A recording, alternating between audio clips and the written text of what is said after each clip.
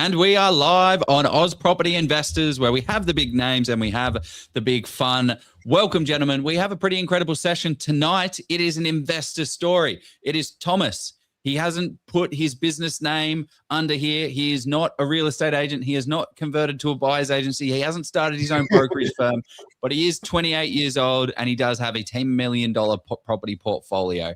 How you doing, Thomas? Nice to meet you. Thanks for taking the time. Thank you for having me on. Yeah, no, we appreciate it, mate. This is unreal. And we got the amazing Steve Polisi. How are you, mate?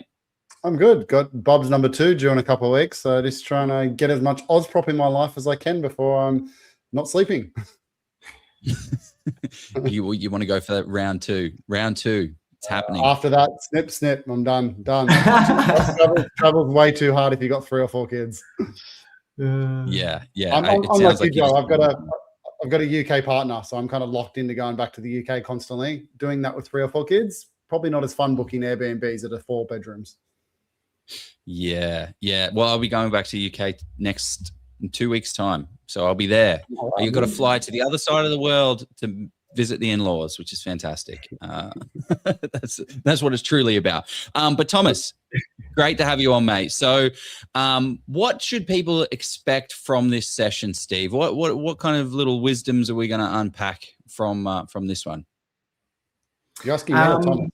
Yeah. Well, sorry, I was going to say Steve, but what do you want to pull out of this? And Thomas, maybe you can share your insights as well.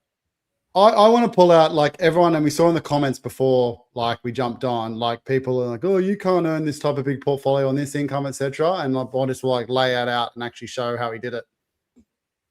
Yeah, and I think I will do that.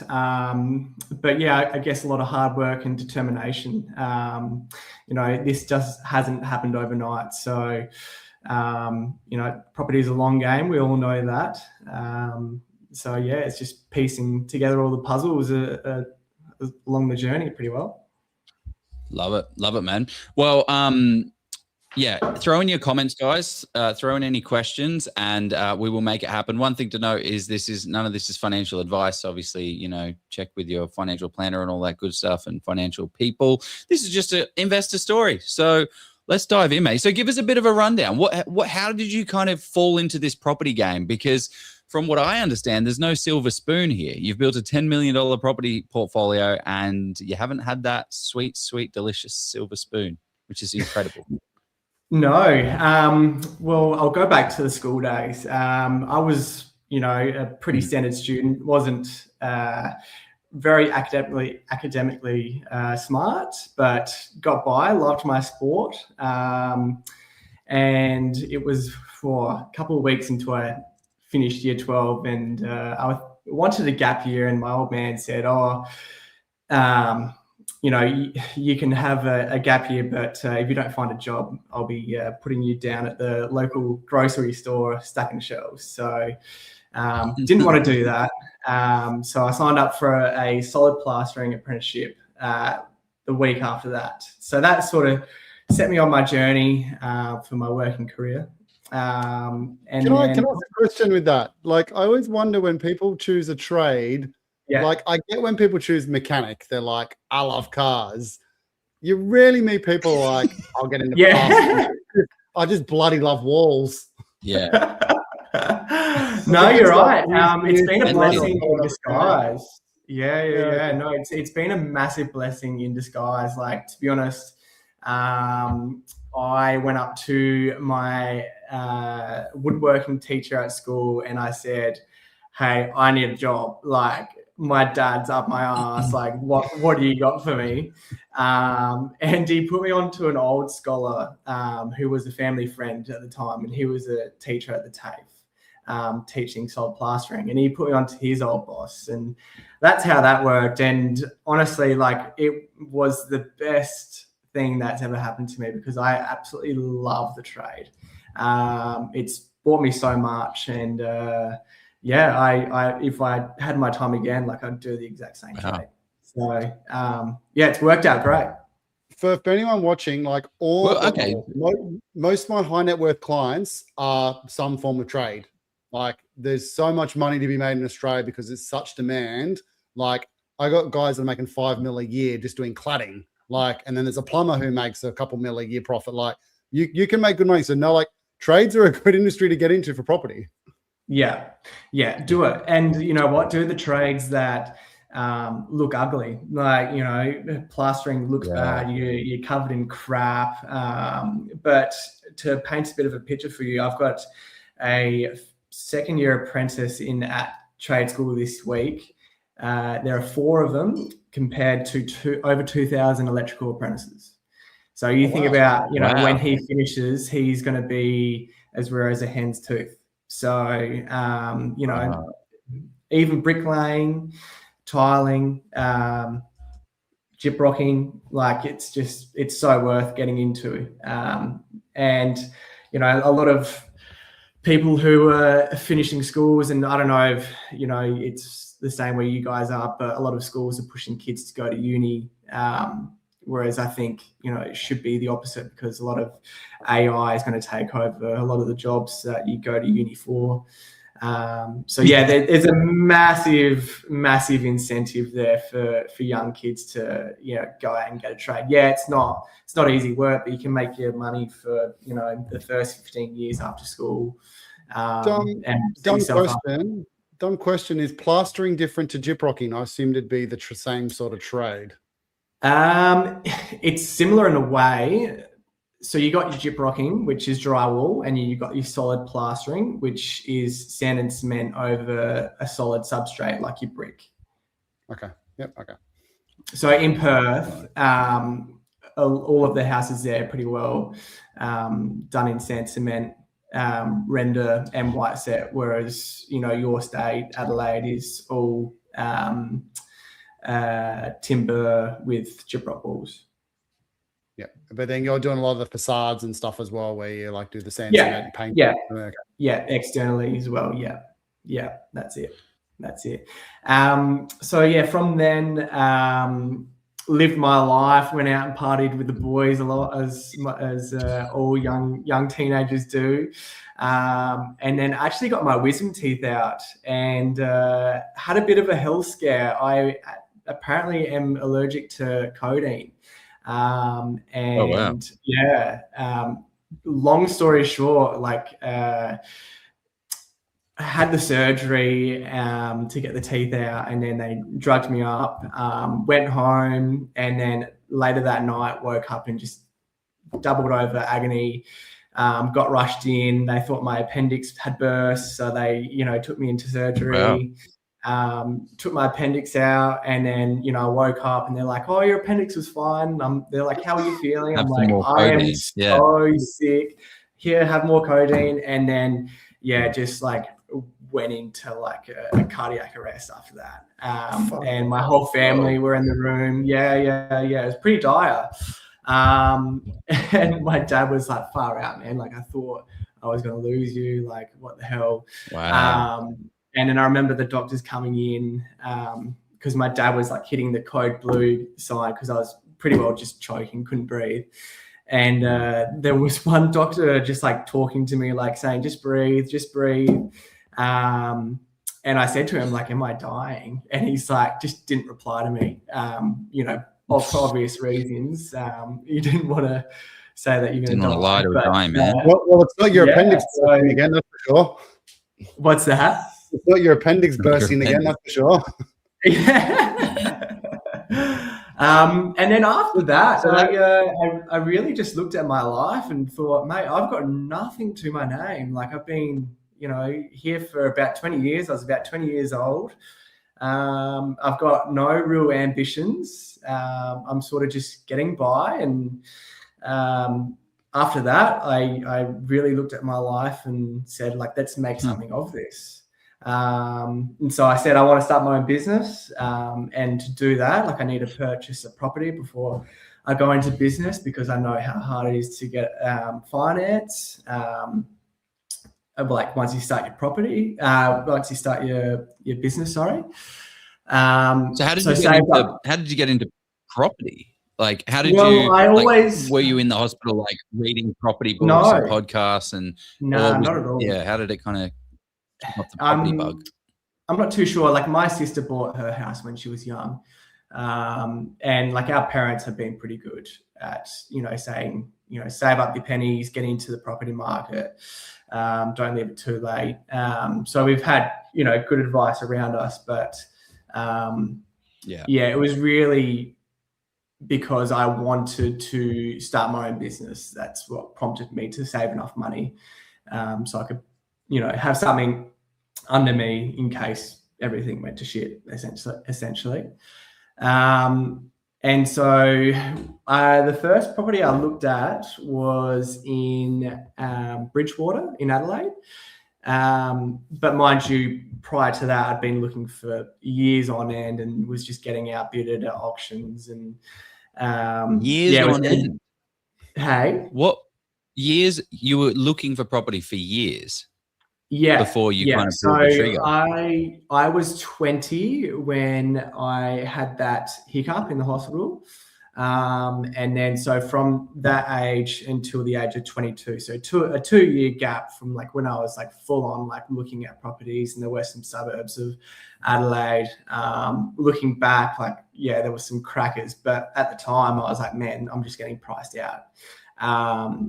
Was the price out at the time just like 10, 20 grand and there's difference of like a 2 grand deposit? Yeah. We've all been there. You were getting like properties like 5Ks from the CBD in Adelaide for like 550K. And I thought that was too much. Look back now, I'm like, that's ridiculous.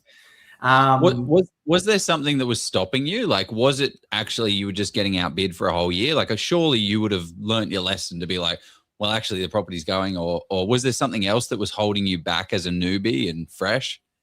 Like getting the lending for sure, and my deposit, because I was still an apprentice. I didn't get signed off till I was 22. So, like that was the main constraint, just saving enough money for a deposit. So, I was just rocking up to auctions, really hopeful that no one else would rock up and we could negotiate a cheaper deal.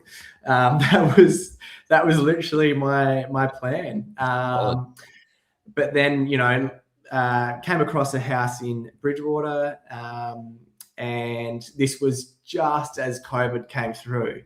So there was, just the whole market was just in, no one was a really scarce market. 3 contracts prior to me, like having a look, failed. And my dad at the time was actually working for CBA in the agricultural sector.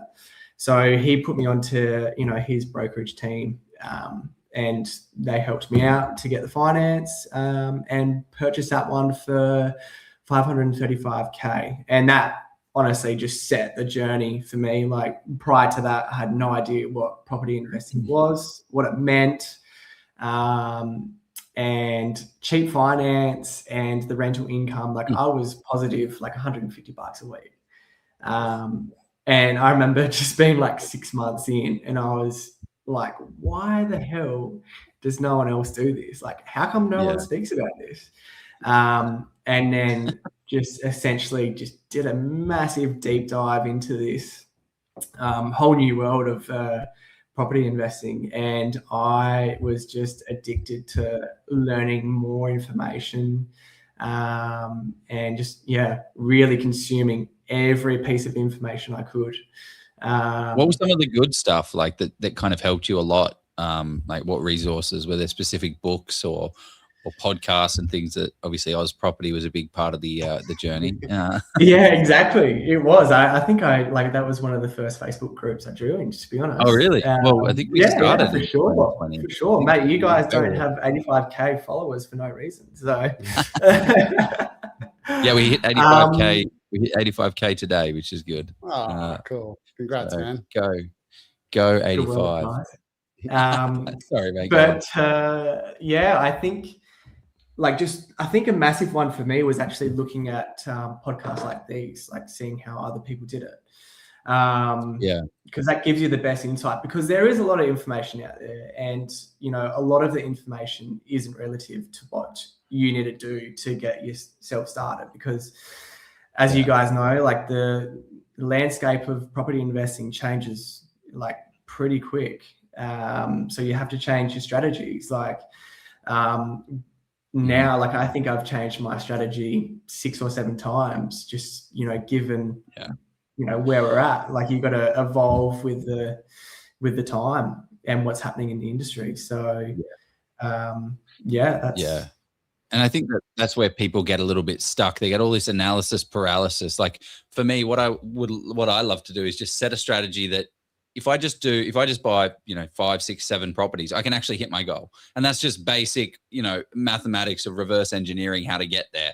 And it's good for me. It's just good to know I'll be okay if I just went real basic. And then on the other side of what do I need to do now? Like, what does this next property need to be to allow me to get in the next one? It's just focusing and narrowing in on that. What is the best decision to make right now? But making sure that I don't screw myself over for the next one. And then I can go get that next best deal when it is. And then just looking at the strategy and being like, oh man, I never was going to have development in my repertoire. And then all of a sudden we're subdividing and renovating and doing all of this other crazy stuff, but you just don't have the confidence. You don't have the skill. You don't have the knowledge when you're buying that first property. And it's absolutely okay, because maybe talk us through that Bridgewater deal. Like what was it? Just a standalone house, or did you think about renovation or subdivision? What did that look like? No, I was really lucky. Like going into it, COVID, got it cheap. They had literally just renovated the property, so it looked perfect. It's on a pretty steep hill, so we can't subdivide it, whereas everything else is subdividable. But as I mentioned before, like it just got the wheels turning for me. You know, and I just desperately wanted a house under my belt so I could start my business. Like really just getting a property for me, I couldn't afford to live in it at the time, given my wage. So I had to rent it out so that the banks would give me the finance, which I'm glad that happened, because if I lived in it, I probably wouldn't know what, you know, property investing was. So yeah, like you just got to get started, because really you're diving into a world of so many unknowns. And yes, you can do so many analysis on it, but until you actually, you know, bite the bullet and get into it, you don't really know what you're up for. And that's my opinion anyway. I want to touch on a word you said. You said you got lucky. You did not get lucky. You spent a year looking at deals, going to auctions, doing all the hard work. Like you did it. It's not luck. The people who get lucky, the idiots who just buy something and go, oh, well, we're not. You did the hard yards. It's funny you mentioned the auctions as well. On my second and third property, I was trying to buy a property in Newcastle, and I was driving up on Thursday nights for the auctions. And one of the properties, I was like, if it's any less than 230, I'm going to buy it. The 230 grand, by the way, for a house. And it was 200K. And I sat there frozen. I'm like, no one's bidding. I'm like, there's something wrong with it. I'm missing something. And I didn't buy it. I'm just like, and I was like 25, 26. I can only imagine being a 20-year-old going to an auction. Yeah, it was pretty daunting. But I learned so much in that like time frame of the 2 years of looking for a property, and got like really friendly with agents as well, which has, you know, been a massive help for me in my investing journey. Was there anything that kind of stood in your way, or almost like unstuck you, where you were like almost stopped you from pulling the trigger, I guess? Like, was there anything that stopped you, or have you just been, hell yeah, we're going to make this happen? Because I guess you had the support of your parents, like not financially, but emotionally, and being like, yeah, go for it, go do it, because it's going to reward. When I want to do something, I just literally blur out everything, and like I'm going to do that. So I'm very headstrong in that way. And as I said before, like I really wanted to start my business, and I didn't see any other way to do it other than, you know, getting an asset underneath my belt. Prior to doing that, for whatever reason at the time, like I think my dad definitely pushed me towards that as well. So yeah, I've definitely got my parents to thank for pushing me into property. But even now, like with my dad working for the banks, like he's seen a lot of people fail on their loans. And he has like in the past, like when I first started, said, hey, like, do you know what you're doing? Like, I've seen a lot of people, get into some real financial stress, and it can be a burden. So, you want to know that you're doing okay. But now he sees what I've done and what I've achieved. He's like, oh, you're fine. You're sweet. You know what you're doing. So yeah. No, so then the no next real. purchase, what did that kind of look like? So we've got one property. What was it? 24, 22? How old were you, sir? Yeah, at 22. Yeah. 22, yeah. 22. And then that was in 19. 2020. And then what was the next acquisition? How did that kind of go? Did you start making the equity and it was like, oh shit, what do I do with this stuff now? Or how did that everyone knows what happened with COVID there. Property prices just went ballistic. But I'll go a step back. As soon as I purchased that Bridgewater house, I started my business. And that started really well. Like I went off to a flyer, and same sort of mentality. I quit my job with who I was working with, and I literally had no plan B, which was the best case for me, because I just sold myself like you couldn't believe to like all these builders and people, and just tried to drum up as much work as I could. And I sort of put the property thing aside because I got my property and I was happy. So I was really focusing on the business. And with that, I knew that, getting finance was pretty difficult once you had started your own business. So it would have been a year after my purchase of Bridgewater that the property real estate agent called me, who sold me the property. She was like, oh, like, how's it all going? Like, your property is probably worth like 150 to 200K more. And then that sparked it for me, like I'm getting paid $150 on top of my repayments per week. And I've made like 150K, from just the market going up. Which really sparked my interest. And my now wife was in this journey. Like I can't not give her a plug in this, because we've pretty much built this portfolio together. So yeah, we had a discussion and she started work. So I pretty much said to her, I was like, hey, like I've made a bit of money through the business. And also we've got a fair bit of equity. Like, how would you feel if we teamed up and purchased a house together, like another investment property? And she saw like what Bridgewater had done for me. So she was all keen. Her family are very similar in the fact, like, they have their own house, and they would always push their kids to get a property. So the next one was in Balhana, which is Adelaide Hills again. And she purchased that at auction for 550K. And this one's an absolute banger. This one is like on 2,500 square meters. It's a 3-bed now, 1 bath, but we can actually put 5 dwellings on it. So retaining the front house or knocking the other one down? Knocking it down. But yeah, it's on a beautiful street. It was an absolute steal. I don't know how we got it that cheap. It'd probably be vowed at close to $1 million, I'd say now, just given the land size and what you can do development wise. So that one was really good.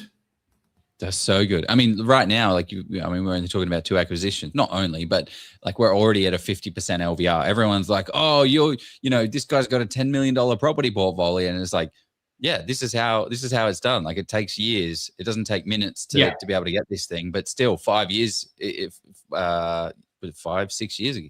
Crazy. Yeah. Incredible. Yeah. Incredible just over 5 years. So, but from Bridgewater to the Balhana one, I reckon that would have been like just over a year, maybe coming up close to 2 years. So, we did give it time to, for the business to, make the money. Because you wouldn't be able to lend, right? As a small business, they wouldn't have lent you any money. That's why I teamed up with my now wife as well. So, yeah. So you helped. You took equity out of your place and then used her borrowing ability and serviceability, combined forces, and then was able to buy a property. Correct. See, correct. Because I had a bit of money in the business as well, and I was like, you know, I want to make this work for me. Like this is worked so well for Bridgewater. Like let's do it again. So that was my thought process with that, and it's paid dividends. Well, that's one of the things. Like people are just, oh well, I've started. I'm even bloody. You know, I'm a part of this as well. Like I had the opportunity to buy an investment property or start my business. I had, I don't know, like 180K saved. And I'm like, well, I'm going to start a new business. It's going to be a little scary. I should buy, but I want to buy a property, but I'm like, no, I need to be more reserved. And stupidly, I, you know, cash flow positive from day one. But I then have all of this cash, but I've got no borrowing ability because I can't borrow. So then I'm just sat on my hands and there's nothing that I can do. But there is always something you can do. There's always like joint ventures you can do. There's always getting a money partner or a borrowing capacity partner or finding deals, running developments. There's so much opportunity. For you, it was let's have a chat with the missus and combined our forces to create something. So there that's like sat down saying, well, I can't do anything because I just started my business. Maybe. But have you run any other scenarios? Yeah, there's always a way. There's pros and cons, Joe, because like when you're not buying like Thomas did, you're focusing energy on the business. And that's why if he was trying to throw all these balls in the air, he wouldn't have been hounding all the builders and be getting the contracts, which would put him in a better position now. So it's always balancing. And then it's obviously different if you like got kids and family and more responsibilities. If you're still living at home or with your partner in a share house, different game to someone thinks. So it's always like hindsight's great, but you could have also bought in the wrong area and it did nothing, and then you had to close up your business because it was draining your bank account. So, yeah, there's always a trade-off. You're definitely right. Yeah, what were some of the trade-offs early on? Because you know, everyone talks about how great it is to make $200,000 of equity in a year. yeah. What were some of the things that you would have had to have made sacrifices? What did they look like? Oh, definitely. Like to give you an example, like we would go away like camping every weekend. I'm a keen surfer, so I'd be buying a board like once a month. Like I could tell you seriously, like I would do the bare minimum at work and just go surfing as much as I could. And like just had to completely cut back, sell like pretty much everything I've got, sold my car. Just to get enough money for that initial deposit. Working weekends, cashies on a Sunday. We just worked. Like if there was ever an opportunity to work, we would work. So, like our social life, like I had mates going to Bali for surf holidays. I would love to be there, but I just had a goal in mind and I was going to do anything to reach that. So, just really, really self-disciplined ourselves to be able to get to where we are today. And it's paid off. Looking back, is there any difference between like if you were like an employee earning an income versus starting a business of how you might have done things differently? Or at the time you were just young, you just like, let's just earn as much money as I can and put it into property? Yeah, I was just young and, very, very driven to do what I'm doing now. So like I knew, I'll give you an example. Like when I was doing my apprenticeship, I saw these youngish guys. They would have been like mid-30s, and they're builders, and they did a lot of developments themselves. And getting to work on their sites when I was apprentice, I'm like, that's pretty cool. Like I've always had a passion for property, and my apprenticeship, sort of enabled that.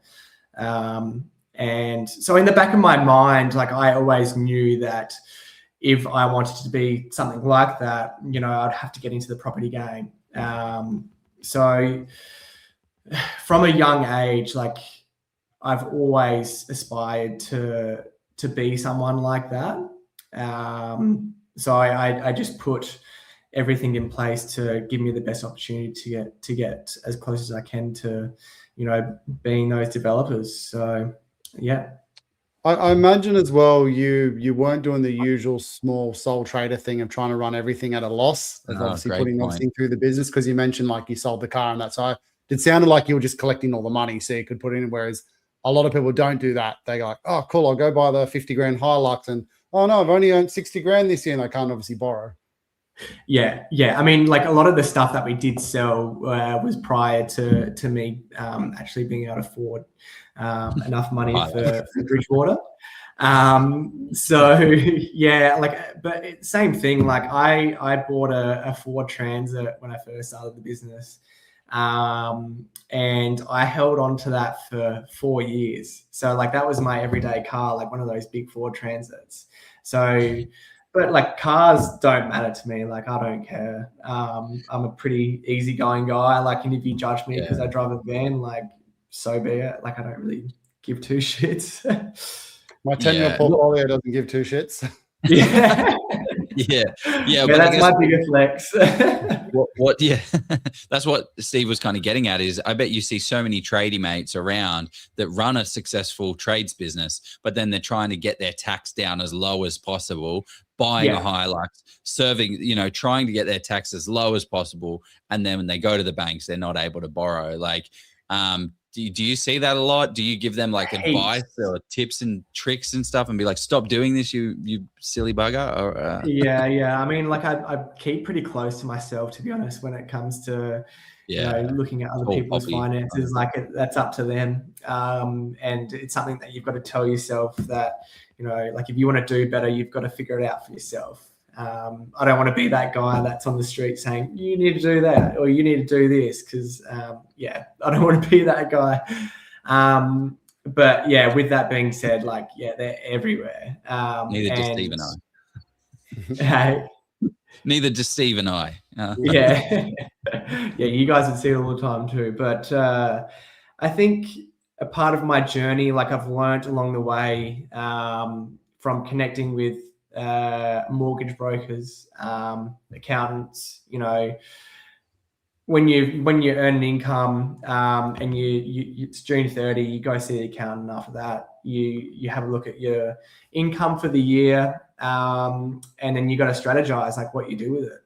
And that's where a mortgage broker really comes in handy with how to set that up so you can it allow you to progress in your property portfolio. Whereas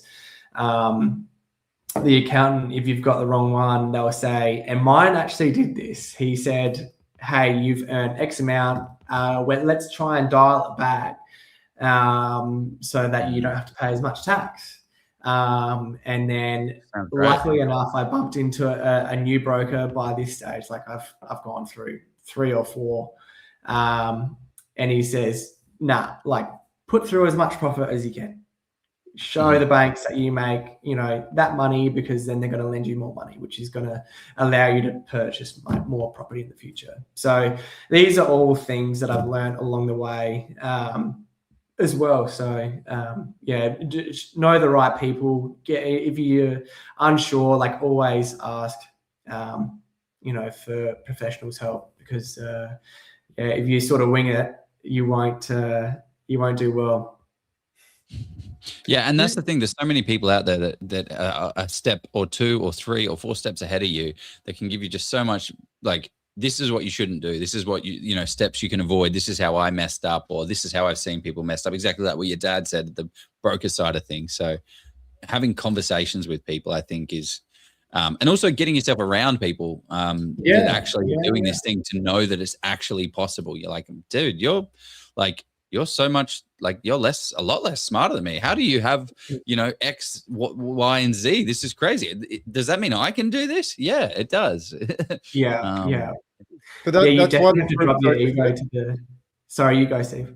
Oh, sorry. I was going to. That's why this group's so successful, though, because like these lives, you get to see people that you relate to. Like, I could go online and do the best educational video about this is why you need a good property accountant, a property broker, and this is what they do and how they structure, blah, blah.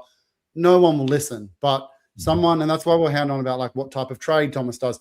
A tradie's going to look at him being like, I want to be like that. Oh, he mentioned I needed a good accountant and I got to put money through it, and they'll actually do it. Some bearded guy who's already made it, he's not going to listen to. Yeah. And you got to drop your ego as well. Like I feel like a lot of people who are in, good financial positions think that, oh, I've got this, I've got that, like I've got a really good income. I don't need to go out there and, put my ego to the side to do better. But honestly, like it's the best thing you could do is just ask people so many questions. Sometimes, sometimes, you won't like the answer, but go chat to another 5 people, and then you might find someone who you can relate to, and that might be the best answer for you. Yeah. And it's so true, because people who are smart and switched on and have achieved something, and then you come in with it as a, thicky dum-dum saying, hey, you're so cool. Like, how did you do this? And then just keep asking how and what, who, what, why, when, where, and how. And you will get those 5 questions, asking those 5 things, who, what, where, why, and how, you'll crush it. But it's being the dumbest in the room, and they will tell you, and they will give, oh, well, break it down even further. Like, this is crazy. I can't believe this is possible, because people love it, like telling them how, not so much how great they are, but like, I did this. This is crazy. I can't believe, like Jeff and I, we bought a property. We paid $435,000. It's now worth $600,000. We subdivided off the lot. We got the land for free, but we're building a house on it. $600,000. It's going to give us $715 a week in rent. This is crazy. I'll tell everyone about that because it's so cool. So yeah, be a thicky dum-dum. Always ask questions, and like don't be nervous to ask someone who might be in a better position than you, like the questions that you want to know, because take it from me, like I have worked at many high-end residential houses here in Adelaide, people who are far more successful than me, and if you were to put me there when I was 19 looking at them, I would have been shit scared of them. But I say, hey, like this is my situation. Like, how did you get to where you are? Like, and honestly, like they've invited me in for coffees on Saturday morning and offered me, all this advice, and that's worth its weight in gold. So yeah, put your ego to the side and just ask questions.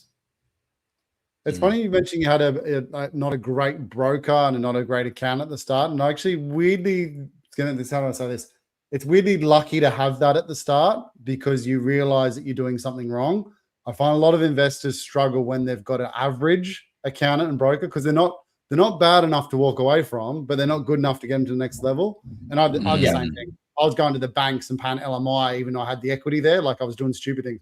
And then that forces you to be like, you go to the next broker and you're like, I don't want to pay an LMI again, like fix it. And you start actually doing it. Whereas if I went to a mediocre broker and didn't have that, you wouldn't have fixed it. So, but people get scared. You just got to start pulling the thread.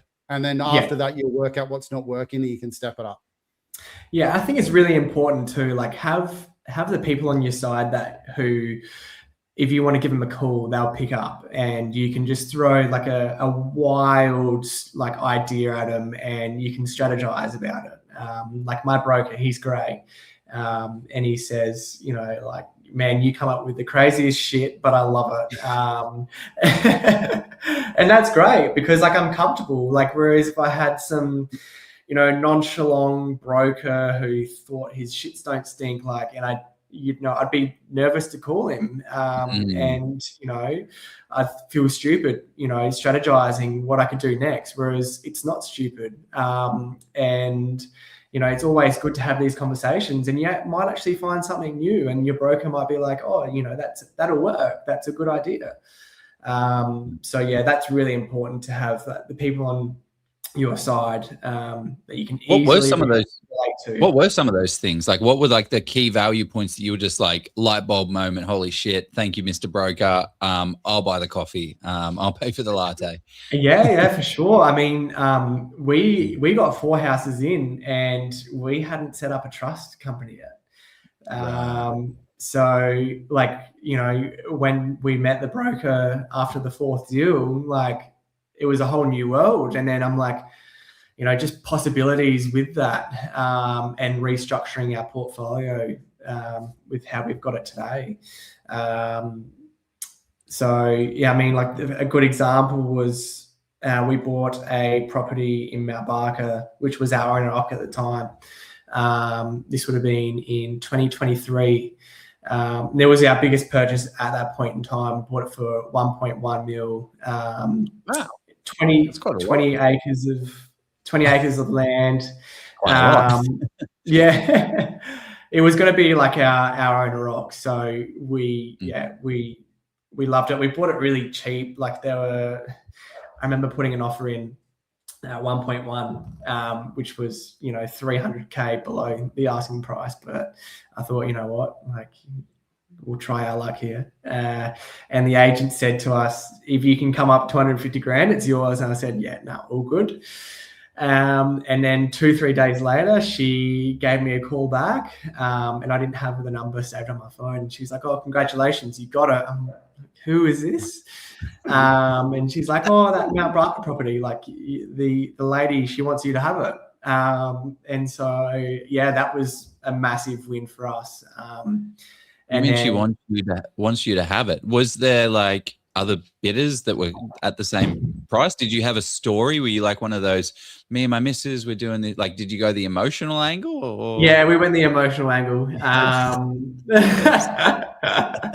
We were like, oh, we want to get married. Like, we'll have a wedding on the property, and like, we'll start a family here, and which was true at the time. Yeah. Like, we're not living there anymore.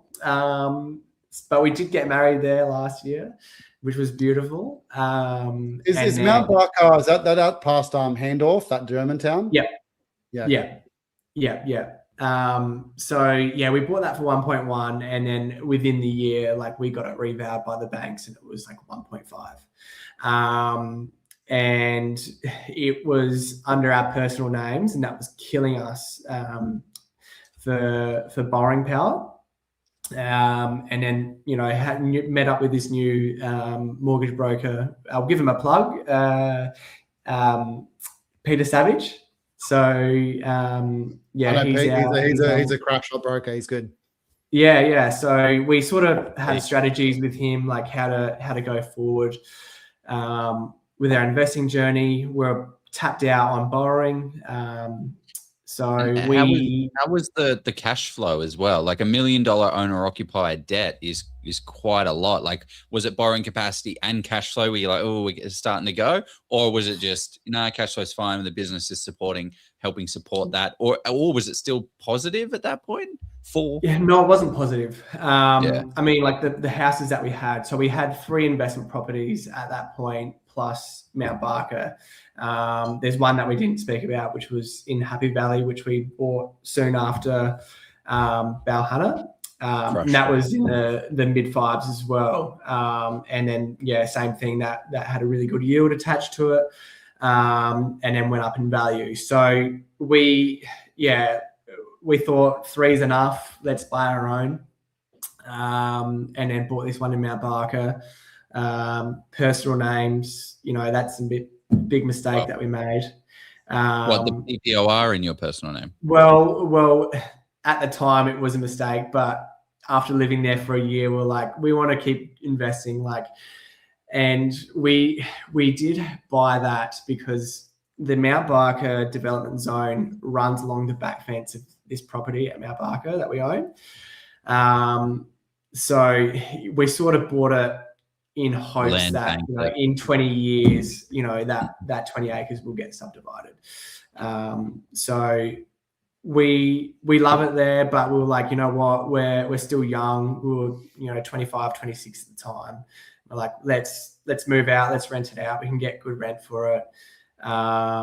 So we went to the drawing board, and Pete was like, how about we sell this to a trust, we'll pay stamp duty, and then we'll take out the equity, and then that will give us the power to go and purchase more properties. So that's exactly what we did. We had to pay a bit of a success fee there on stamp duty, which is a pain.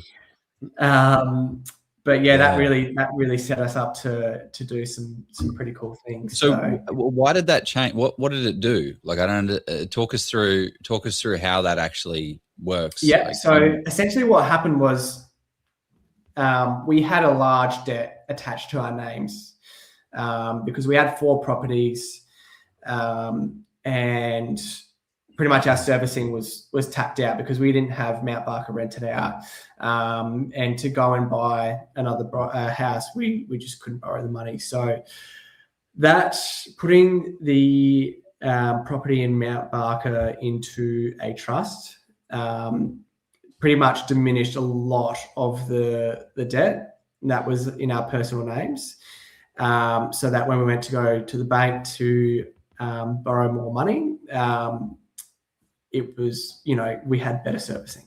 So that property was cash flow positive. So the Mount Barker with the rent on 20 acres at $1.1 million was cash flow positive? How? We rented it out for $1,400 a week. Jesus. It's like almost 1,400. That's over 5% yield. Yeah. Incredible. Yeah. Yeah. Because you've gone over the benchmark of, like, if you're buying one acre, for instance, people they're going to pay a normal rent. By getting 20 acres, you get the people that want to be on 20 acres and will pay the premium for it. Yeah. I mean, we've got like this family in there that have horses. So they've got a full like horse facility there, and a beautiful 2-story house. It's 4 bedrooms, 3 bathrooms. So yeah, it's a pad. Like it's a really nice place. Cool. So bloody good. So did you have to think about like the LVR to, did you have to like chuck in extra money to get it to that next level to be cash flow positive? Or was it just the straight swap? You're all good to go. Now you've opened up $1 million of borrowing capacity in your personal name. You're able to now borrow a shitload. Let's go. Or what did that kind of look like? From then, like we refinanced out, and then a fair bit of business cash went into that Mount Barker deal to make it actually work. So that's how that worked. We moved back in with the in-laws, my wife's parents. So yeah, we'll laying low there for a while, and then we sort of just relaxed for a bit and strategize like what we actually wanted to do. And then, we had a fair bit of equity with all the properties. So we thought, all right, let's keep going. And we bought our next place in O'Sullivan's Beach, which is next to Christie's Beach there. Bought that for $530K. And that had a granny flat.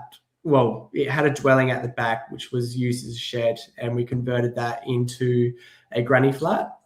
So we rented the whole block out for $780. So again, we just whacked that one into another trust as well, and that one's subdividable as well. We'll probably put two properties at the back of that. That was going to be one of my next questions, is like your portfolio is starting to like become now value add. You're now starting to think about subdivision. You're now starting to think about granny flats and development. Like how did the strategy evolve over time? Well, I guess like I looked back to when I was Apprentice and I saw those guys who were doing all of these developments, and just pinpointed what they were buying. And how they went about their developments as well. So when I've been looking for property, I've always looked for, properties over 650 squares, a pretty generic house. Like every house that we've bought, we've done a cosmetic reno to them ourselves. So we'll get the keys, we'll go in there for a month. I'll make it all look pretty with the rendering and all of that jazz. But per property, we probably spend about like 30 grand. And, from what the real estate agents say we'll get in rent, we'll probably try and get like $100 to $150 per week more. And that really helps us in terms of, going forward because, like up until now, our property's been, cash flow neutral. Like we haven't really been having to put any cash into our portfolio. Was this at the point interest rates were climbing as well? So you might have started changing your strategy, being like, oh, this is not going to be like easy as it was when I bought my first one in 2020? Yeah, definitely. 2023 was when the rate hikes were starting, and that's pretty well when we purchased Mount Barker, and that's what, brought on the, okay, what should we do here going forward? So, we had to revisit the drawing board and actually really think, okay, if we just buy a property without doing any renovations, like we're probably going to be negative cash flow. So we need to find those hidden gems and get them to where they need to be so that we're neutral. My wife and I, we're pretty calculated in the sense that we don't want to be paying overs for anything because, it's a bit of a hindrance in the back of your mind. We've gone through the process, making sure that we're making the right decisions. So, trying to find an ugly duckling and turning it into, something that's desirable. Well, you've got a very cool skill set that can do that. Yeah. This question is probably for like the tradies following though. How did you manage though? Obviously, you're growing a business for yourself, but then also buying all these cool properties that require like a month of your time. Would you go in and just smash out the month and do it as quick as you can and sacrifice the business a little bit, or did you try to do it on the days you didn't have work? I was weekends after work, like every day. I didn't stop working. We're too busy. I couldn't do that. Like all the stuff that I couldn't do, like electrical, plumbers, they would come in, they would do it. It's handy being a tradie because you've got all the connections. We'd go there after work. Like my wife would go there before her work and set up, the trades in the morning and say, yep, you guys are right. Do you need anything? This goes here, that goes there. And we're both working full time. So, again, it's down to sacrifices. You just got to make it work. If this is what you want, you got to take away that the people need to listen to is nothing comes easy. Like you have sacrificed for a long time. Like your relationship would have really suffered as well. Like just being constantly tired, working, angry. Like there's sacrifices to get to this level. But the best thing is like when that's done and it's rented out, like you just look at each other and you just say, that's worth it. Like we did that. And it's really, it fills you with joy. So, don't be afraid of hard work because it'll pay off. I want to jump into the next property that you've gotten to, because I feel like this is a little bit of a turning point for the portfolio, because now you might be starting to head into more negative territory from a cash flow perspective. But we do have to run to our first sponsor, and then we'll unpack this next property and then the rest of the portfolio. And then how can people do this in 2026 now? Like, what are the strategies that you're implementing now to carry on? Because you've still got time left.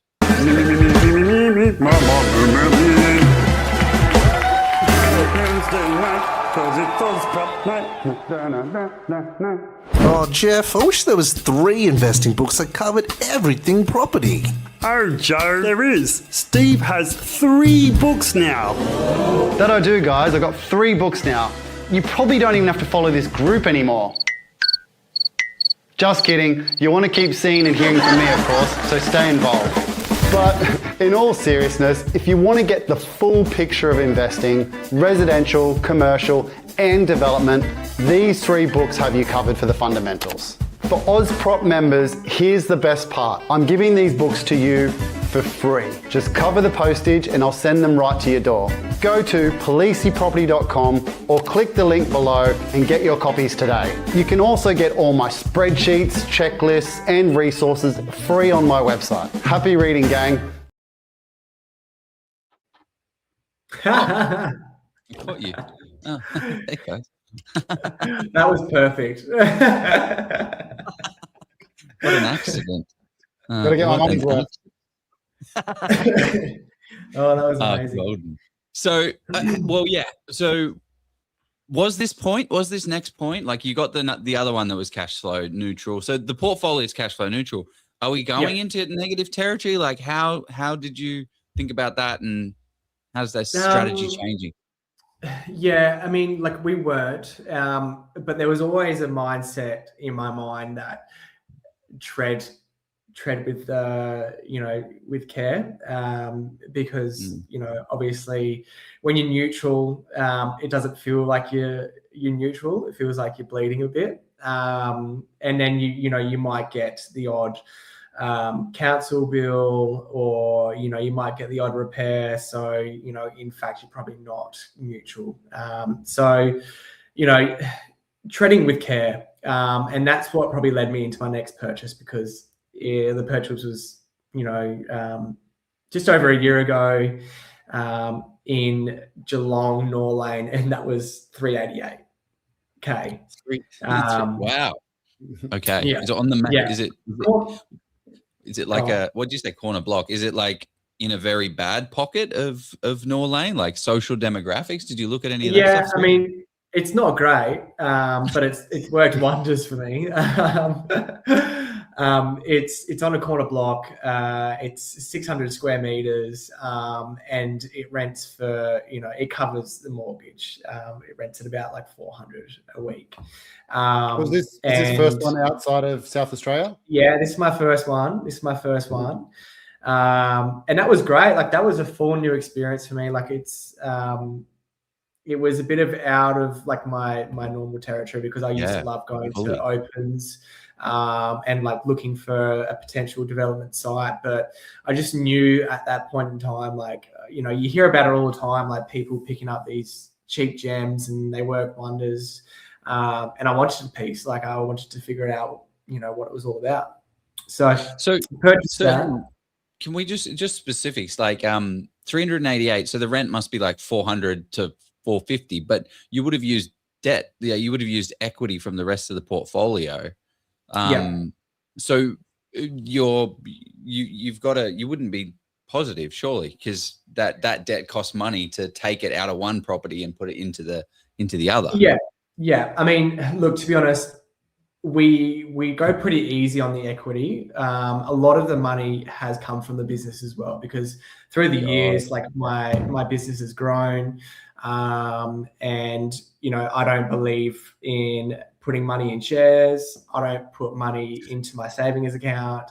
I literally work up enough, and then literally put it into a bucket company, and that bucket company is property.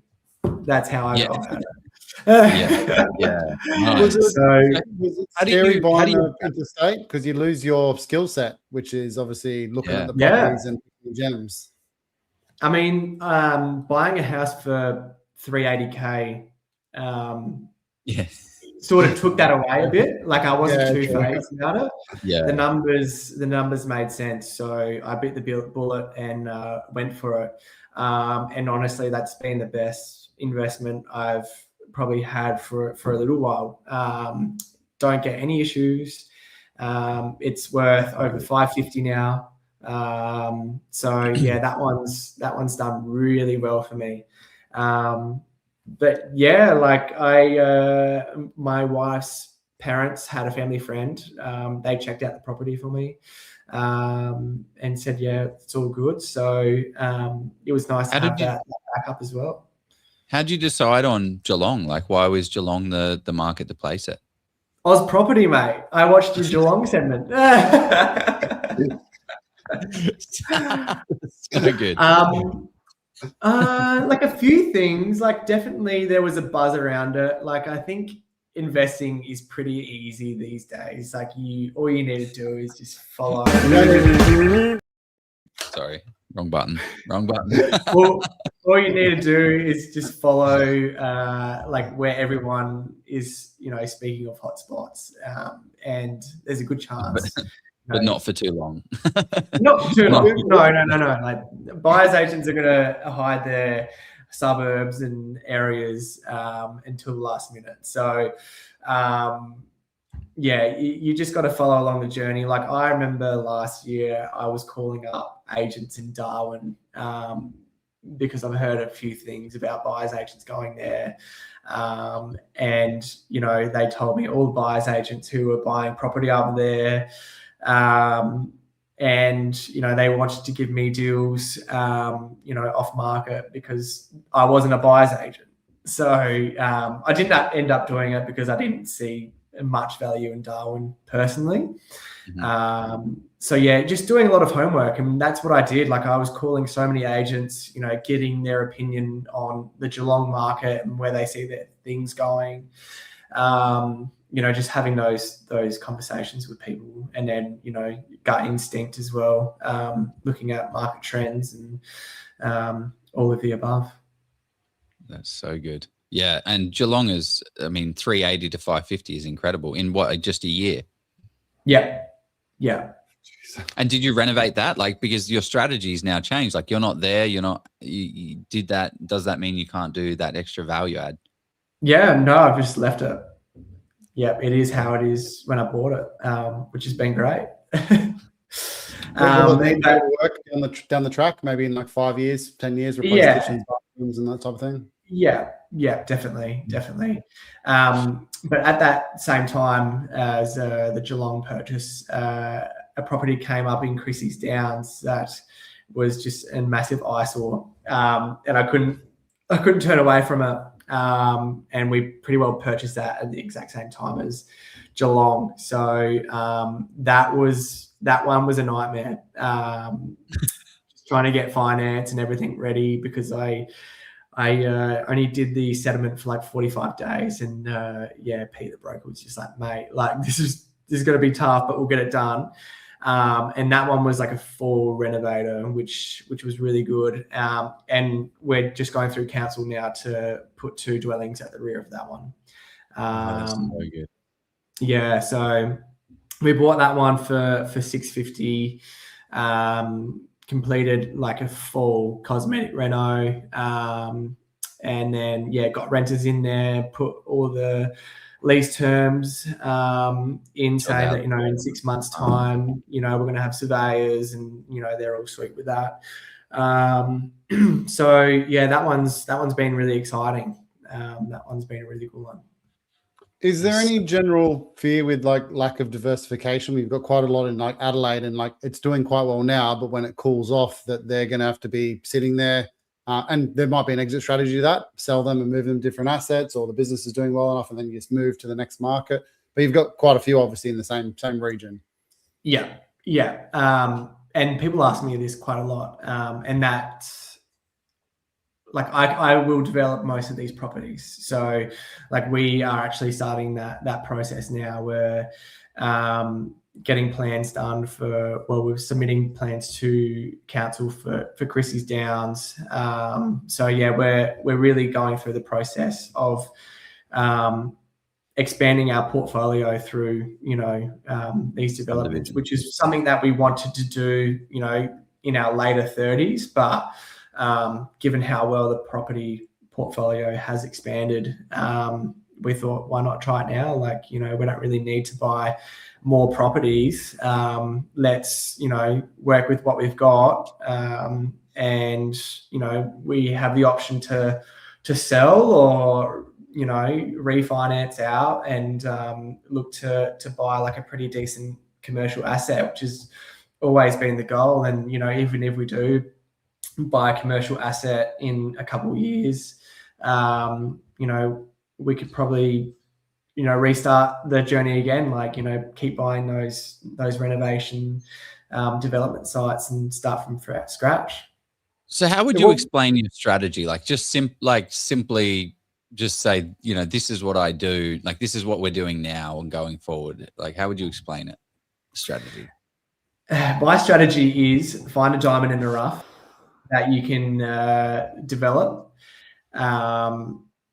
And also, it's not going to cost you a bomb to hold. So if that means, you know, the existing house is run down, you got paint peeling off the wall and your carpets need to be redone, all that stuff is actually relatively cheap to renovate. Whereas people, you know, walk into a home like that and they absolutely freak out.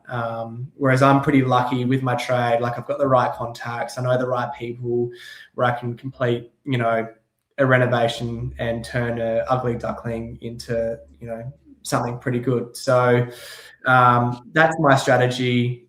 Look for opportunities that most people can't.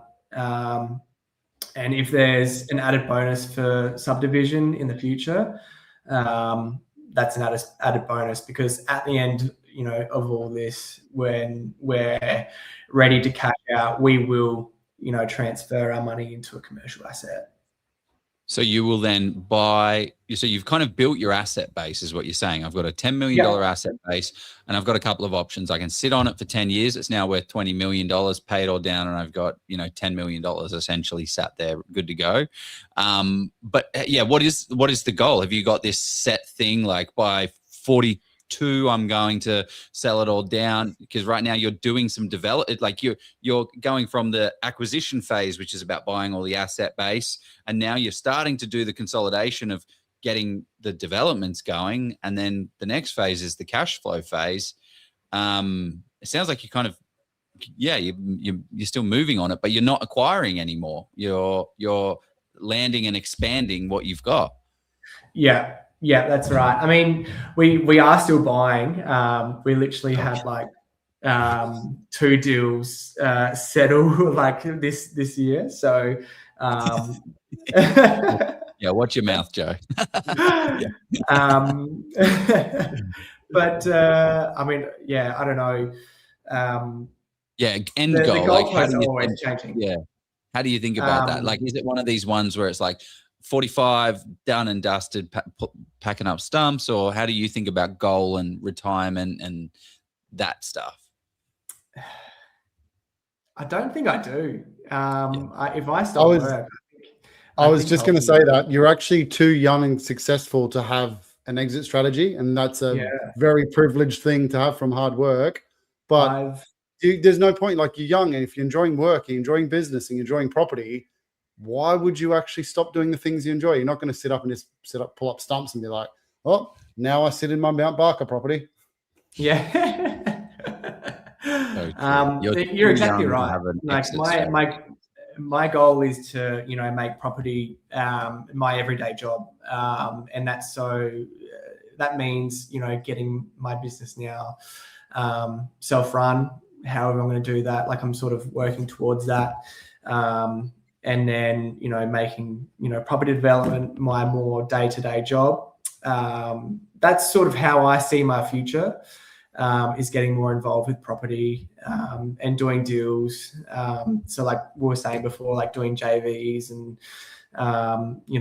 getting investors to, help fund projects. Like, I would really, enjoy doing that because there's a lot of value to it.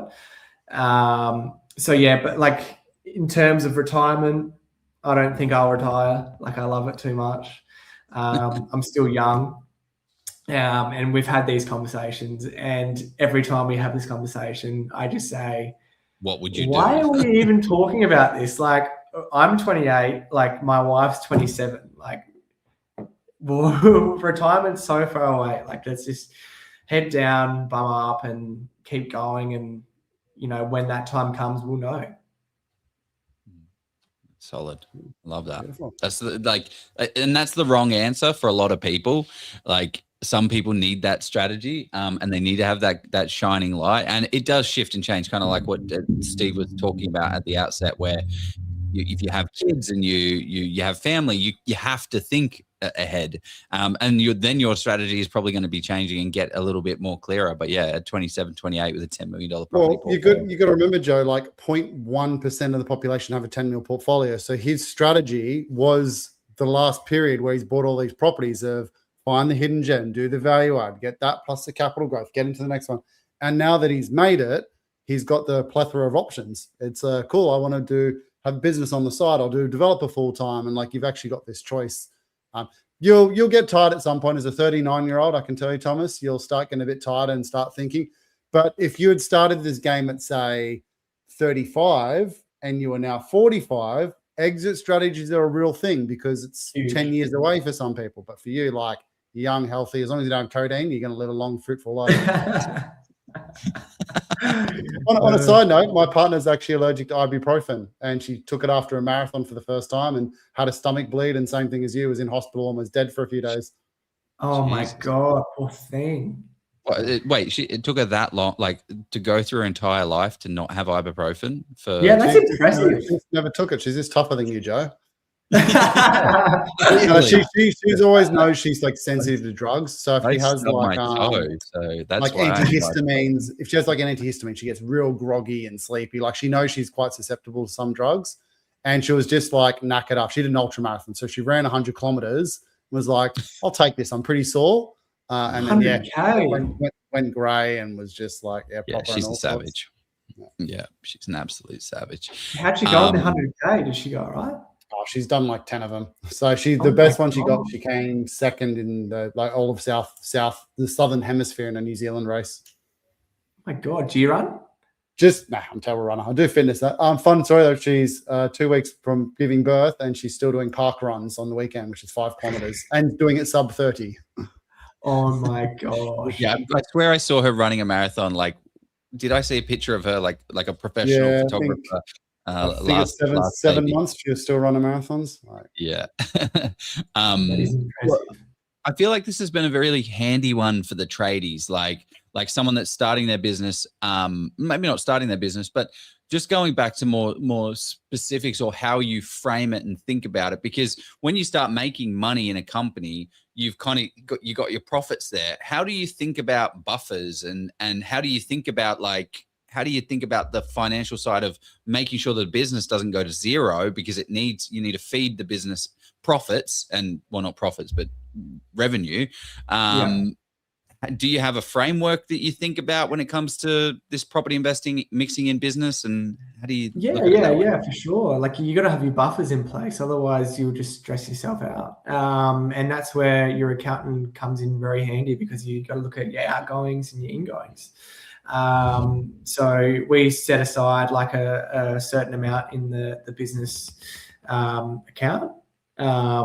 And then, we'll probably leave it in there for the financial year. And when it comes, June 30, we'll assess it, how well we did, and, make a decision on, what to do with that. And, you've obviously got to leave your cash reserves in your business, because as you guys probably know, that there's always a bill around the corner, and sometimes you don't expect it. So you got to err on the side of caution with everything. It's good to have your buffers for your property, because your hot water, gas, whatever, might blow, and you got to cough up 5K.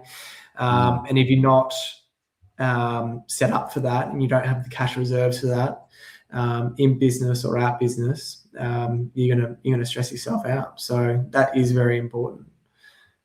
Well, you've mitigated risk by buying fairly neutral properties as well. Like, you probably could have, as business kind of improved in terms of cash flow, you probably could have went out and bought more Mount Barker type ones, $1 million ones, or not Mount Barker, just $1 million property that was negatively geared, $200 a week.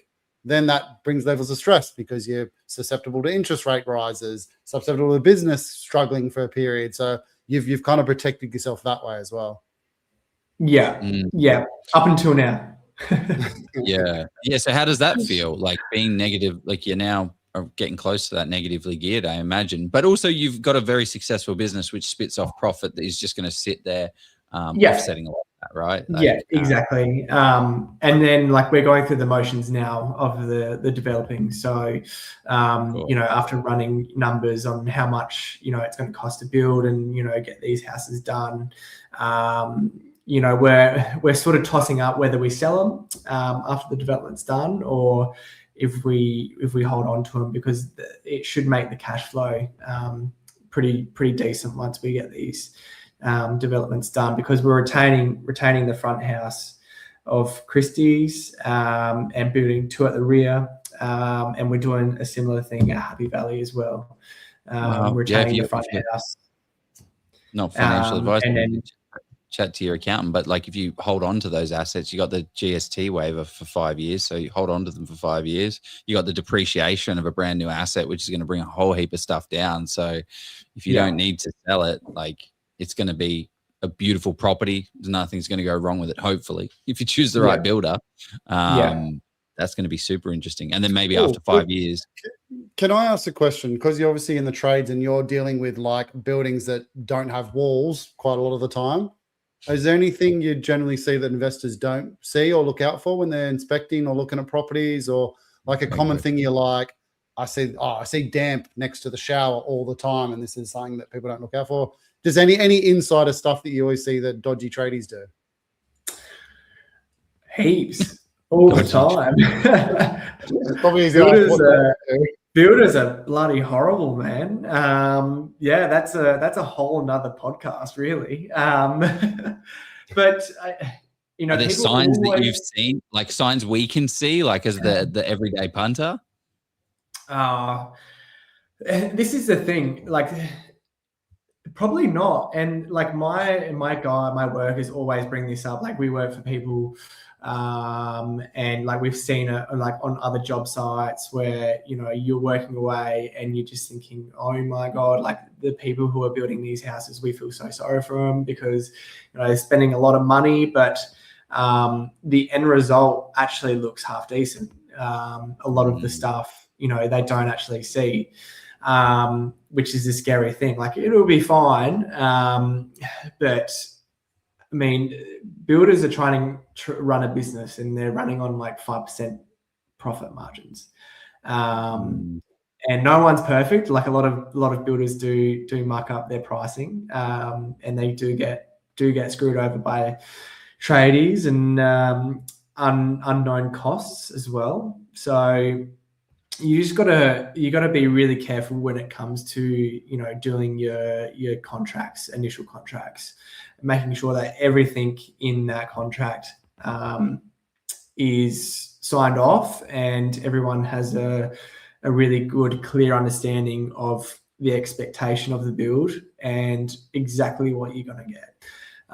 So it's just important for the buyer who's getting like a new building to really understand the process of buying a house, what's involved, and also like really understanding like the specs of different trades as well to get the best quality build, because a lot of the spec home builders, will do the bare minimum. Yeah, that's such a great insight that you have, though. Like, I was like, oh, you're going to have to go choose a builder, but all the builders in Adelaide, most of your portfolio is in Adelaide. You like, yeah, these three guys are where I'm going to just compete each other against price and try and get the best deal because they build the best houses. Because you're just putting that plaster up, covering up all of the, not so great. You're the guy. All the shonky work. That's why you've got so much guilt, is because you're the one putting the seal on it and just being like, I'm so sorry. You didn't do it. You didn't do the dodgy wiring. You're okay, I think. Yeah, but look, the majority of it is fine, but like you do notice things and you hear stories and you just think, oh my gosh, like this is a disaster. But the more I'm in business and the more like you venture out to different things, no industry is perfect. Yeah, absolutely. Except the buyer's agent industry. Yeah. really shining industry. Right. Yeah, we've got a list of questions, buyer's agent questions. We will post it in the comments because there are so many dodgy dingoes out there. Like everyone's now got this. Everyone who has a pulse is now becoming a buyer's agent. So ask these questions in the buyer's agent. We'll put them in the thing. Top 17 questions to find out if a buyer's agent is a shark or not. We got to run to our final sponsor, but I'm more interested about locations now. Your thoughts around, like, because you just said you bought 2 properties already. Where are we? What are we thinking? How do you think about locations? Like we were talking about Darwin before, these kind of like hot spots that don't really have much fundamentals. What's driving them? Where's the opportunity? And then finish off with a couple of questions up there. Let's rock and roll. Everywhere you look, someone else is making money in property except for you. Your mate, he just bought a house. It's already gone up $100,000. There's some bloke on Facebook. He's bragging about pulling in a 7% rental yield. Meanwhile, you're stuck scrolling real estate and domain, confused as hell and having no idea about where to start. Or maybe you're that mate that's got $100,000 in equity. You have a few properties under your belt, but you feel stuck. You're unsure about how to scale without over-leveraging and not knowing what the next right move is. So why does it feel like everyone else has some kind of secret that you're missing out on? It's because they do. There's a reason some people keep stacking properties while others sit on the sidelines stacking excuses. There's a reason why some investors buy under market value while others pay too much. There's a reason why investors know the hot spots before there's any heat. And there's a reason that some people build $150,000 in passive income while others just spend years thinking about it. And it comes down to knowledge. And that's exactly why Jeff Miles and I, Joe Tucker, created the Level Up Property course to hand you the exact step-by-step process that we've used to buy over $100 million worth of property in today's market. We've built Australia's largest property investment community with over 80,000 members, and we help everyday investors secure hundreds of thousands of dollars in equity, all without wasting years of their life trying to figure it out the hard way. Making an uneducated decision on the biggest purchase in your life is just gambling with your future. Stop it. Get some help. And this isn't just another how to buy property course. Let's be clear though, this course isn't free. What? And neither should it be. This is our life's work. We've spent over 100 hours each on this course alone. Oh, babe. Okay, video number 3. Number 4 with million does... Fuck. Done. We've got decades of experience, millions of dollars in deals distilled into a repeatable process that you can take away for yourself. If you're looking for free advice, there's plenty of noise out there. You can go and find that if you'd like. But if you want real,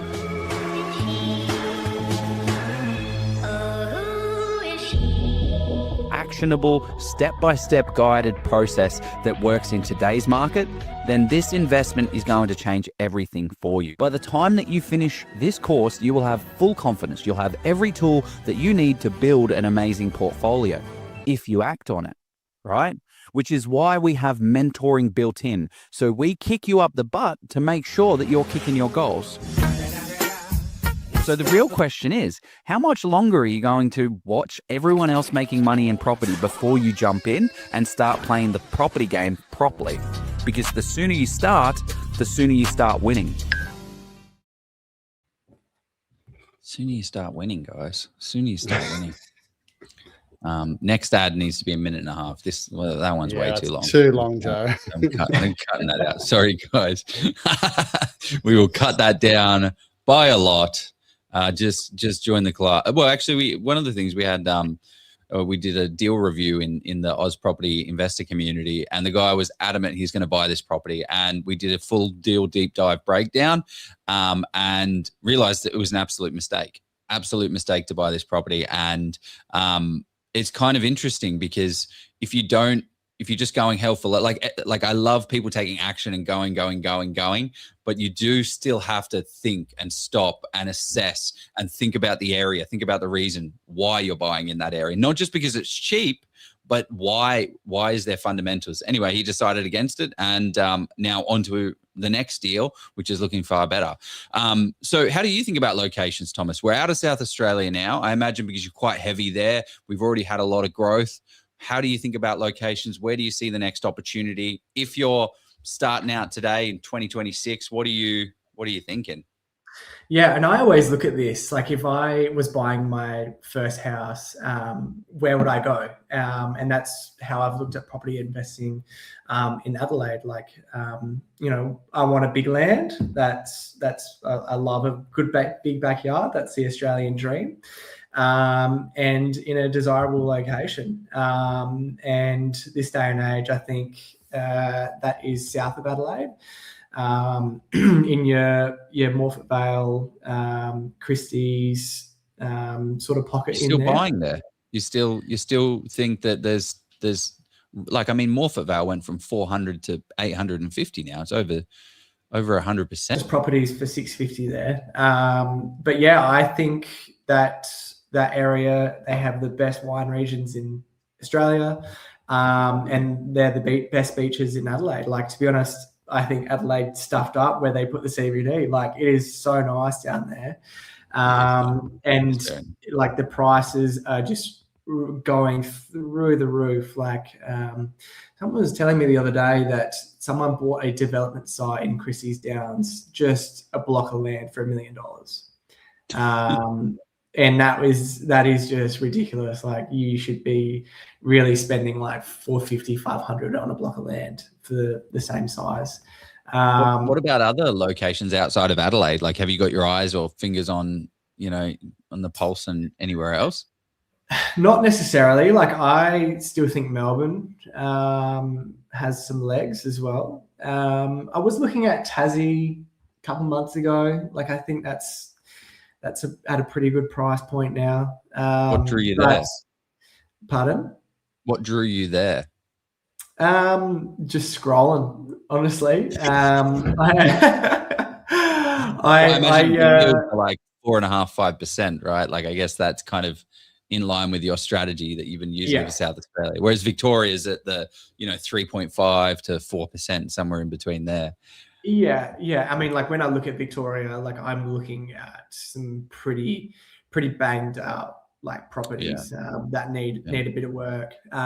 So if you're willing to get your hands dirty, like, I still think you can still buy a few good opportunities there, but you're gonna have to do some work to be able to get them up to scratch. But yeah, like you said, Tassie has a good yield attached to it, and close to the CBD too, and great views too.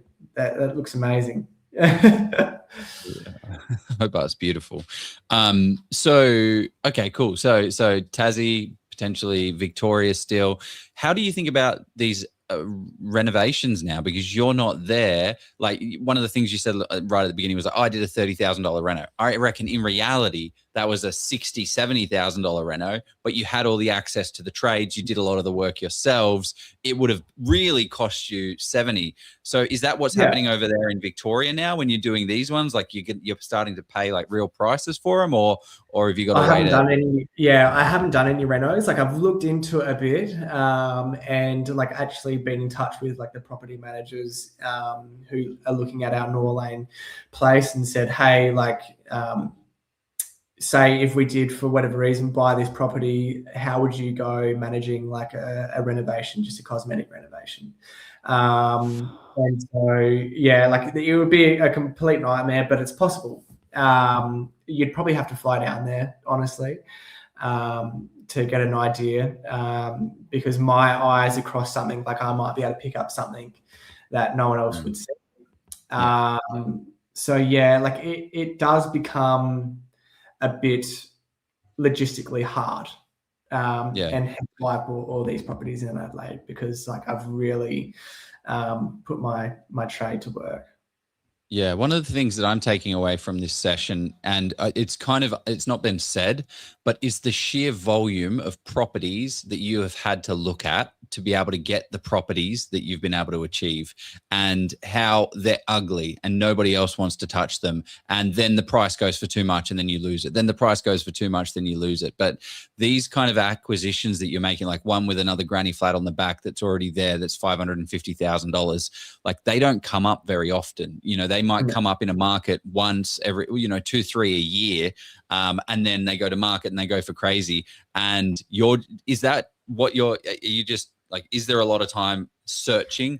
Because I feel like it feels like it's been like, oh, cool. And then I just bought this and bought that. Like, I don't know if it's that easy. He said that word, actually, and I was going to pick on that, Joe. He's like, oh yeah, investing's easy. And I'm like, no, you're going to auctions, you're looking at properties, you're looking at all these crap properties to find another crap property that you can turn into a good property. Like, it's not easy. And one of the points, I think, I can see how you talk about it, you actually love doing it. And this is where I'm going to pump mine and Joe's tires up. That's when you do it yourself. When you don't love it the same as you, that's probably when a buyer's agent might be right for you. Yeah, exactly right. And like, I've been to thousands of opens and thousands of auctions. You're 100% right. There's a passion for it. I love working on property just as much as, the income that it brings to me, and my wife. So yeah, there's a level of love there that's, a lot of people don't have. And, a few of my mates have, looked at my story and they've tried to do the same thing and they just absolutely hated it. They thought it was the worst. So yeah, it is not for everyone, like my strategy. I get that. And I think that's, why we have done so well. And we are in the position that we are now.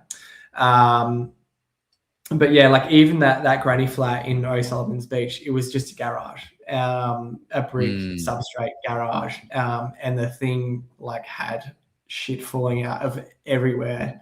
So yeah, like we're saying, like not everyone, like every generic person would have walked into that and, just smelt the smell and said, nah, why would I buy this?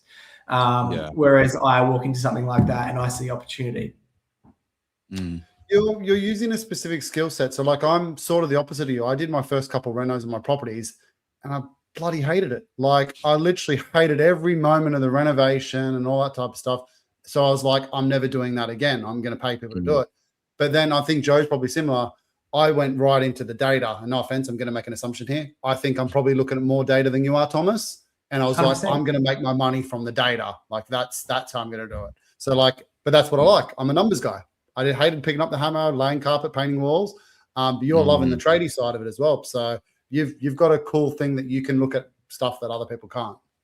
Yeah. Such a good point. You've utilized the skill, like you've utilized your specific skill set to the highest degree and taken full advantage of it. And it's incredible. Like it's amazing to see what it looks like at a high level. And you've just absolutely crushed this. People, anyone that has any questions, throw them in because we want to get to a couple of them. We do have someone here taking notes. So my math says 7 properties, $4.3 million, current valuation around $7 million. What have I missed? What does he also miss, said mate? he's 28, but I think he's 28.3 years old. Yeah. You better. There's a few there we haven't got to yet. Yeah, that was Steve's comment. We haven't finished quite yet. Yeah. So you got another couple of acquisitions under your belt. And when you start these developments, it's just going to skyrocket. When you are able, if you've got the cash and the equity to be able to then put 2 extra dwellings on the back that are going to be worth $600,000-$700,000, it's mental. And that the acreage, I mean, yeah, that'll get converted eventually and you'll just be able to have a 50-lot subdivision or whatever it is going to be absurd. And you've got the cash. I want to touch on a point because like I talk to people all day every day, same as you, Joe. Like people talk, and I mentioned it briefly before about diversifying. Like, oh, why don't you diversify? You actually, because of your skill set, do not have to diversify. If anything, I'd actually probably say like, probably don't go buy in Hobart. Keep doing what you're doing because you're buying a 500K property, making 200K just from doing your thing. And if it grows by 200K, you're getting close to 80-90% capital growth effectively net result. What will happen, I imagine, with you is you'll just change your regions. So like we were talking about like Christie Downs, and then you'll probably go down to Aldinga Beach, and then what's by there? Is it Cape Jarvis or whatever it's called? Like you'll just probably keep moving to the fringes to get your value, or the prices will be so high people aren't buying, and there'll be opportunity there because it's no longer affordable. So you'll just shift your strategy based on your skill set, I think. Yeah, exactly. But yeah, like diversifying, like, I mean, the next one that we bought was in Edwardstown, which is close to the city, and a really like nice and up and coming area. We bought a 950 square meter block, and we bought that for 1.2. So that is just like completely changing our what's worked for us, and diving into the deep end, but running the numbers of the development, like we should make 850K on the development. So So are you going to run that, because that's a lot? You've now got a lot of debt, and are you going to run that now? Like, are you going like, cool, we got the development, let's knock this shit down and get it done? Because one of the mistakes I see, like, want to be developers, like, they want everything. They have this shiny object syndrome. They're like, cool, it has to have this. And then they acquire a large block of land that, yes, it can be subdivided, but then they're paying an extra $200,000 for this lot of land. And then they don't, oh yeah, I'll subdivide it in 10 years. And it's like, yeah, but you've got, yes, you can put 5 lots on it, but you've just ruined your borrowing capacity because the tenant isn't going to pay it. Now, I'm not saying that that's the case for you, but have you? Yeah, it kind of you think ahead. No, you're exactly right. Like this one, we will get plans done, within the next few months, and then we'll start the build straight away, and then sell it. Like, we're not holding on to these. Like, these properties, you thought that would be the case. Good head on your shoulders. So that's a little lesson for someone that's thinking about development for your first, second, or third property. Just if you develop, like, build up an asset base, and then eventually you can then buy these development sites and do them right away, because you don't need to hold a massive block, get bugger all rent, be hyper negative. I've seen it. I see it where it then hamstrings people. They've got too much land, they can't go anymore. And then they can't do the development because they can't afford it because there's not enough equity in it, and it kind of stinks them. He also hasn't done it straight away. He's got a $7 million portfolio at this point in time, before he's really diving into these things. Yeah, it's funny. You're not slowing down whatsoever. You're like, oh, stop acquiring at 30. No, you won't. No, you won't. He's going to start doing it for other people. And he call himself a buyer's agent soon. Let's be honest, Joe. Yeah, exactly. Yeah, no, you'll be smart enough not to go into the buyer's agent space. You watch out, kick your feet back, relax, and just do a couple of deals a year. Live your best life. That's awesome, man. There's actually not too many comments, man. I think we've actually gone pretty deep and into detail, and there's no real comments outside of some silly ones like Sydney is king. But it's been an unreal conversation. Thank you, is there anything we should have asked that you wanted to kind of go a little deeper on, or any kind of like message out there for other people that might be in a similar situation to you, or might be struggling, or I don't know. You don't need to be a motivator, but I mean, like I know that this conversation has only gone for, an hour and a half. And when you hear it all at once, it sounds like it's just been a bit of a walk in the park. But it hasn't been. Like, there's been so many stressful nights where you get home and you look at your steering wheel and you're just like, man, like, is this worth it? Like, this is just brutal hard work. And your mindset just comes into it. Like, you've just got to be really mind strong. And if you want something, no one else is going to help you but yourself. So until you realize that, and you start putting a plan, and then putting it into action, once the few things, will go your way, it'll start to snowball. And then if you're anything like me, if it starts snowballing, you won't get enough of it, and you'll just keep on going. Yeah. I always think, like, if there's $100,000 in the path and you know how to pick it up, people just pick it up. You get good at it. You become great at something, and you're like, oh, there's 100,000. Oh, well, I'll just pick this one up. I'll just do this. Like, once you get great at something, it's kind of what you're amazing at. So you want to do it. You want to get good results and keep going and keep learning and keep growing as someone. Yeah. What about you, Steve? Any final thoughts? What are your thoughts on all of this? My takeaway is, like, you don't have to be the jack of all trades. You don't have to know everything about property. You can stay in your lane of, I know Adelaide really well, and I know how to gut a house and fix it up and do that.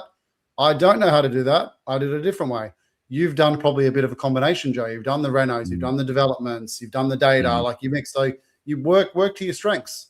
And that's why I was saying to Thomas, you don't necessarily have to be the guy who's looking in Hobart and Darwin and this. Like, if you're making a few $100,000 every single deal, rinse and repeat till that stops working. Yeah. So true. Yeah. So bloody true. Exactly. Thomas, this is the point where we ask, hey, do you want to promote? Well, we don't say promote, but do you want to talk about your business? Like, do you want, how do people get plasterers in their life? Or do you want to keep that on the down low? Like, how do people get more Thomas in their life? Or talk about whatever you want to talk about. If you're in Adelaide or you're in Australia and you want to fly us out, that'd be even better. The company is called Modtex. So just jump onto modtex.com.au and MODTEX. So it's short for Modern Textures. We're on socials, Instagram. Check us out. We do some pretty cool stuff. So yeah, thanks for having me on, guys. This has been awesome. This has been a great One story, more man. thing, we missed our newest owner op, which we got this year as well. Where is that? We got this we're in Crafers again, so up in the Adelaide Hills again. So this one here, this will be R&O op, but same thing as Edwardstown. Like we bought it for mid ones. So we just want to be in here for 2-3 years. I'm going to completely renovate the house and move it on. And we've got this one in our personal names so that we can make the most of the tax man. Such a good strategy. I'm like, not enough, not that I can say anything, but yeah, that strategy is unreal. Like when you keep going PPI, obviously it's not a business. It's just, I don't like this house anymore and I want to upgrade. I want it tax free. Like if you can make $500,000 every single time. That's probably a really cool takeaway for this episode, where he had the PPOR and he sold it to a trust. Like that's a big ballsy move. Like paying stamp duty a second time for the sake of getting a bit more borrowing capacity. So like, you haven't done it easy. No. And I kind of think about that as no disrespect, but it's a dumb tax, right? You paid a ridiculous amount of money because you didn't get the advice up front. You didn't speak to sophisticated investors. You didn't structure your shit correctly. So you ended up paying, like you had $1.1 million. What is that? $40,000, $50,000 of, I imagine, Thomas, you didn't know at the time, though. Your business was probably growing. You're like, this is where we're going to be forever. And then property went really well. Business went really well. And you're like, maybe this is forever. Yeah, exactly. The intentions were the right when we initially purchased the house. And, our circumstances changed in our situation. But again, a good broker like Peter Savage, who's actually a savage. Like if you see socials, Joe, it's hilarious. He just swears like a mofo. He's that guy, tatted neck tattoos, swears, but he's awesome what he does. But he's got that personality that probably told Thomas, like, this is worth doing. Let's give it a crack. Yeah. And the thing is, you didn't let that deter you, and you didn't let it sit. You made the decision to do something of paying an additional $50,000. Like that's my takeaway from this is your mindset is just so strong to not let you down, to say, okay, there is another way. What if, how, what, who, when, where, how do we make this happen? That's anybody, no matter who you are, you can ask more questions. You can get more specific. You can reach out to other people, like do it, because this guy's freaking crushed it by doing it. So thank you very much for tonight. Steve Polisi of Polisi Property. If you need a commercial property, well, actually, maybe Thomas, you might be a client in 5 years or so buying that. Commercial's easy, Joe. Just go buy where anyone. Go buy an office space. I'm going to go buy a shed. I'm going to go buy a shed and I'll just do it. Love it, guys. Thank you very much. Any final thoughts? Anything? Let's go buy a property, guys. That was bloody awesome. Thanks, Thomas. Thanks, Joe. Thanks, guys. Appreciate it, guys. Thanks, Steve.